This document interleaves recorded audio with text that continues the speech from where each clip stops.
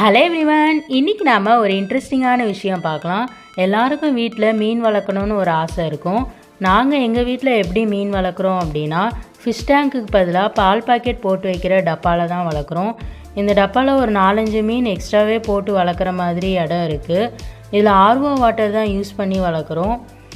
இதில் பார்த்திங்கன்னா money plant போட்டிருக்கோம். எதுக்காகனா ஆக்சிஜன் சப்ளை அதிகமாக இருக்கணும் அப்படிங்கிறக்காக.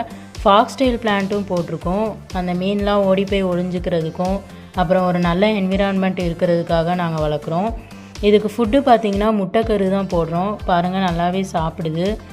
மாலி ஸ்பீஷிஸ் தான் நாங்கள் வளர்க்குறோம். ஏன்னா அது ரேட்டு கம்மியாக இருக்கிற மாதிரி இருந்துச்சு.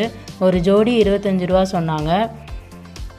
நாங்கள் இதில் 2 மேல் ஃபிஷ் 3 ஃபீமேல் ஃபிஷ் வளர்க்குறோம். ஏன்னா குட்டி போடணும் அப்படிங்கிறதுக்காக அப்படி நாங்கள் வாங்கி வளர்க்குறோம். இதில் ஃபீமேல் ஃபிஷ் வயிறு பார்த்திங்கன்னா பெருசாக இருக்கும் மேல் ஃபிஷ்ஷை விட. அது வச்சு